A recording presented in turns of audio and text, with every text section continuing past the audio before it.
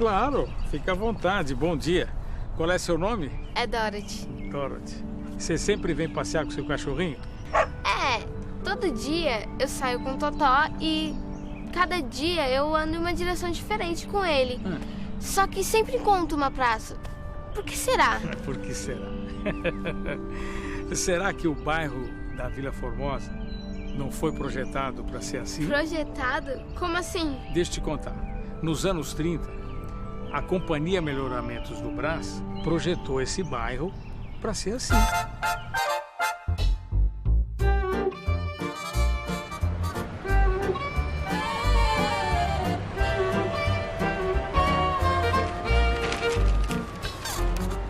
Esse é o Edifício Martinelli, o mais novo, alto e sofisticado prédio de escritórios da América Latina. É aqui a sede da Companhia de Melhoramentos do Brás.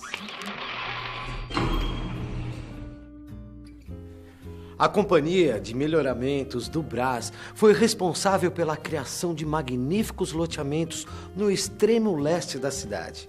Um desses loteamentos de luxo recebeu o nome de Vila Formosa. As terras faziam parte da Fazenda Casa Grande. Em 1911, essas terras foram vendidas para os irmãos Jacó, que mais tarde contrataram a Companhia Melhoramentos do Brás para lotear as suas terras e transformar numa vila. Dizem que foi um dos irmãos Jacó, o Miguel, que deu à futura vila o nome de Formosa. Diz a lenda que foi aqui, nesse terraço do Martinelli, olhando em direção da Zona Leste, que o Dr. Rafael Abreu Sampaio Vidal, engenheiro responsável pela Companhia Melhoramentos do Brás, teve a ideia de transformar o loteamento Formosa em um empreendimento de classe, uma vila aristocrática, requintada, igual aquelas que ele conhecia muito bem nas suas viagens para a Europa. O projeto original do bairro era uma beleza. Aproveitava as ruas circulares e os declives dos terrenos para fazer bangalôs ao estilo europeu, Arte Nouveau de Paris. Maravilhosos, lindos, luxuosos. Jura? Bangalô é um prédio? Porque aqui só tem prédio. Não, bangalô é um tipo de mansão, mas isso não importa. O que importa é que o bairro da Vila Formosa nasceu para ser nobre. Nobre? Minha mãe é que vai gostar disso. Então conta para sua mãe uma coisa que ela vai adorar. Fala para ela que a planta da Vila Formosa foi feita lá na Europa, ao estilo dos bairros mais chiques de Paris. O loteamento foi criado com muitas áreas verdes e na proporção de 1 metro quadrado de árvores e gramas para cada 30 metros construído. São mais de 100 praças. Uns dizem 110, outros 120, 115, mas isso não importa. O que importa é a qualidade de vida da Vila Formosa. Foi isso que começou a atrair os compradores. O primeiro comprador foi esse senhor aqui sentado, José Piscin. Ele e sua esposa Maria vieram lá da Itália e fundaram uma fábrica de bebidas que ficou muito famosa aqui no bairro. E essa adega dele, ele fornecia bebidas para muita gente fora, para outros bairros. Era a adega do Piscin, foi uma adega famosa. Era ali na Praça Piscin ainda. Tem a praça com o nome dele. Os negócios iam tão bem que em pouco tempo eles compraram diversos terrenos aqui na Vila Formosa. Construíram uma bela residência. A primeira mansão desse bairro. Se essa foi a primeira, então cadê as outras? Não, só ficou em uma. Só a do Piscin. Só teve uma? Só uma. O que foi que deu de errado? Tudo. Instalaram um aterro sanitário justamente na estrada que dá acesso ao loteamento. Todo mundo jogava o lixo ali, era chamado lixão. Os caminhões de lixo despejavam lá. Era um mau cheiro muito forte, muito forte. Muito lixo, muita sujeira. E aí, minha filha, luxo e sofisticação não combina com lixo. E você acha que alguém ia construir uma mansão perto do lixão? Mas Sampaio Vidal não se deu por vencido, não. Começou a reduzir o tamanho dos lotes para atrair moradores com menos renda. Quando estavam vendendo terreno, ele mesmo que vinha medir, ele era o agrimensor. E aproveitando o fato que tinham várias olarias instaladas na região, anunciou uma tentadora promoção. Quem comprar um terreno ganha alguns milheiros de tijolos para começar a sua construção. Esses 5.000 tijolos dava para fazer um cômodo de cozinha. A promoção deu muito certo e atraiu os primeiros compradores. Eles não eram ricos como Sampaio Vidal tinha pensado. Era gente humilde, mas com muita energia e vontade de prosperar. Essa região era mais barata e eles tinham cortado o mato, os calipais, aquele calipais, mas não arrancaram o toco. Meu pai veio morar que eu tinha 4 anos. O meu tio falou pro meu pai, achou ruim. Você vai gastar dinheiro, vai comprar terreno onde tem cobra, onde tem macaco, onde tem onça. Ele falou, você tá louco? Mas ele brigou tanto com meu pai. Meu pai não foi na conversa do meu tio. Ele comprou, fez a casa. Os lotes mais baratos atraíram também empreendedores que instalaram pequenas fábricas na Vila Formosa, como essa aqui, a Metalúrgica Aroca, a primeira fábrica do bairro. Era uma fábrica de prego, não era fechadura ainda. Aí quando o seu Pila conheceu o seu Aroca, Oswaldo Aroca, aí eles começaram a fazer fechadura. O senhor Aroca tinha uma loja de ferragem e devido à procura de fechadura, era pouco, só tinha um fabricante, o Oswaldo Aroca resolveu fabricar fechadura. E juntando-se a um colega, o alemão, o senhor Piller, montou a fábrica aqui na Vila Formosa, na casa do senhor Piller, que começou a firma. Era uma indústria pequena, de porte pequeno, dentro das condições daquela época, fabricava fechadura praticamente manual. Deve ter fechadura funcionando até hoje, naquele tempo, de tão resistente que era a peça. O tempo passou e Aroca sempre se atualizou. E hoje está à altura da Vila Formosa. E como ela, é próspera e moderna. Hoje é tudo modernizado, tudo automático. Eu acho que a Aroca foi crescendo junto com o bairro. E aí, tipo, a Vila Formosa virou esse bairro bonito, cheio de praças? Que nada, Dorothy. Para chegar à Vila Formosa no que é hoje, os primeiros moradores tiveram que amassar muito barro, mas muito barro mesmo. Vila Formosa de pé vermelho, porque o bairro aqui, o barro era muito vermelho. Então o pessoal era do pé vermelho. Muita gente até levava sapato limpo na sacola, chegava antes de tomar a condição, trocava de calçado. Tem que trocar. Deixava às vezes guardado em algum lugar, escondia em algum lugar. Quando voltava, passava lá e pegava. Até o pessoal do Belém não gostava. Porque ela chegava no Belém, que era um barro vermelho, todo mundo ficava limpando o pé ali no ponto do bonde. O problema do barro da Vila Formosa era o terreno que ficava em cima de uma colina. A planta, em estilo francês, aproveitava essa topografia com ruas cheias de curvas. Elas tinham forma de calhas que levavam as águas das chuvas para o centro das ruas. Um sistema muito bom para ruas com calçamento de pedras. Se os moradores fossem ricos, o calçamento das ruas com paralelepípedos seria feito logo.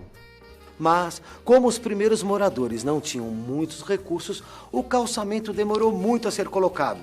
Enquanto isso, quando chovia, as ruas se transformavam em rios de lama. Eu saía de manhã para buscar pão e leite, quantas vezes escorreguei, caí, perdi leite, perdi pão, perdi tudo. Era lama e lisa.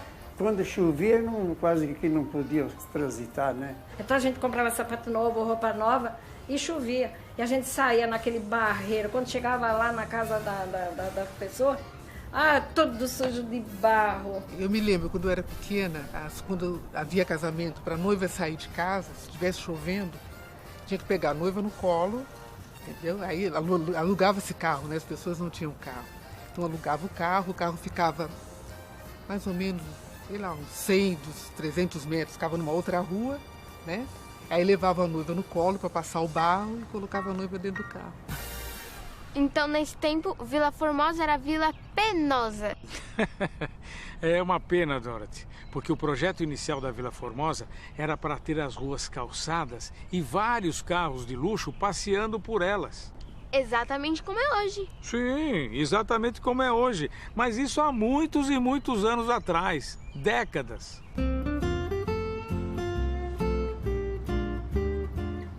No começo, o único veículo capaz de enfrentar o barro da Vila Formosa era o caminhão conhecido como o Pau de Arara.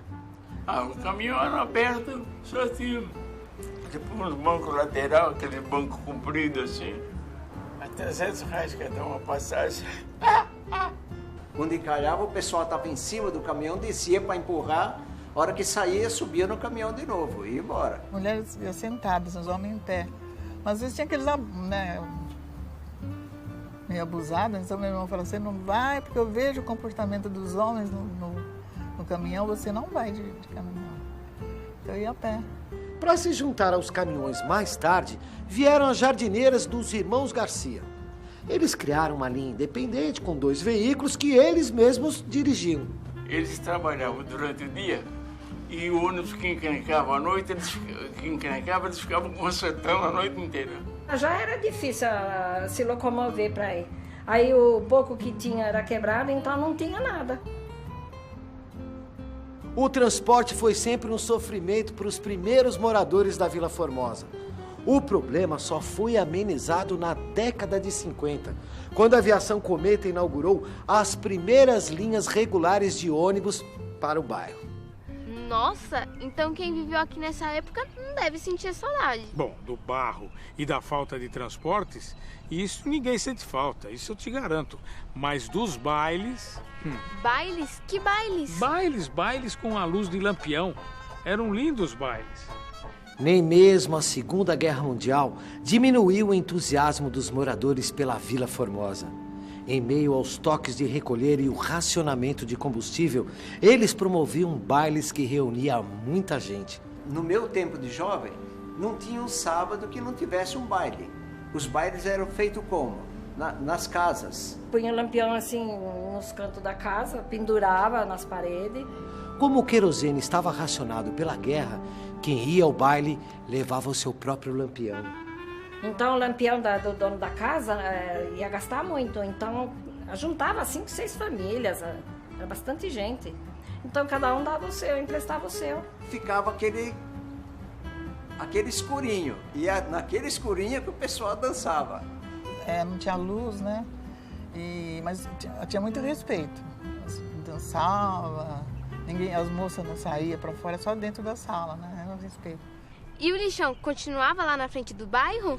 O lixão continuou até o final da década de 40. Isso daí atrapalhou muita gente, né? Passava pela Avenida Regente Feijó, passava ao lado direito do lixão. Depois começou a movimentar, vir mais gente, então foram maneirando aquilo ali, né?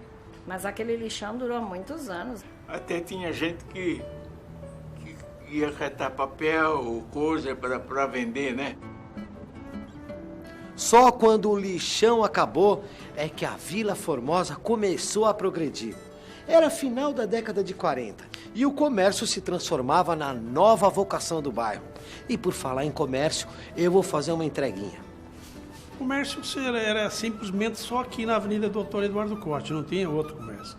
E não era nessa constância que temos hoje.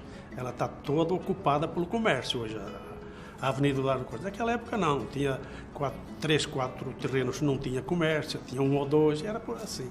Lojinhas pequenas, mas era barzinho, tinha lojinha de artigos domésticos, lojinha de barbeiros. É um comércio normalmente pequeno aqui do bairro, coisa de família, a maioria das lojas, inclusive, se for, você vai encontrar as famílias trabalhando. Construímos um açougue grande, porque a minha sogra morava comigo. E aí a gente começou a vida. Mas abriram também uma padaria muito grande em frente, o açougue, aquilo ajudou. Fomos indo.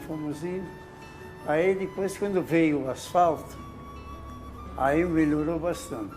Mas o que ajudou mais foi o cemitério, porque no cemitério todo mundo tinha que passar. O que fortaleceu mesmo o comércio na Vila Formosa, Dorothy, foi a inauguração do cemitério. Cemitério? Por quê? Gente morta compra alguma coisa? Por incrível que pareça, Dorothy, desde a inauguração do cemitério, os mortos continuam ajudando os vivos na Vila Formosa. Inaugurado em 1949, o cemitério de Vila Formosa tem 40 alqueires de área verde, com sepulturas simples, abertas no gramado, em vez de túmulos tradicionais. Hoje, o cemitério de Vila Formosa realiza 100 velórios por dia, trazendo para o bairro a cada mês mais de 30 mil visitantes. Vila Formosa foi tomando impulso em seguida, pode-se dizer, porque foi crescendo, crescendo, crescendo. As pessoas vinham para os velórios e compravam coisas. E aí, fortaleciam o comércio, fazendo o bairro progredir. As vendinhas pequenas foram transformando em lojinhas um pouquinho melhor. Como uma cidade. Sim, mas no caso da Vila Formosa, como uma cidade do interior. Você ia numa farmácia, né? Você conhecia o farmacêutico, entendeu? Aí você chega lá, olha, dá tal remédio, e conhece, não, depois seu pai paga. A Vila Formosa parece mesmo uma cidade do interior. É mesmo, uma cidade do interior. Tem até igreja matriz com sino e tudo. E não é um sino só, Dorothy. São mais de 50 sinos. É um carrilhão. Carrilhão? Carrilhão. O carrilhão é formado de 47 sinos, né? Ligado a uns cabos de aço, que é ligado a uns manetes, que sai como se fosse um cabo de vassoura.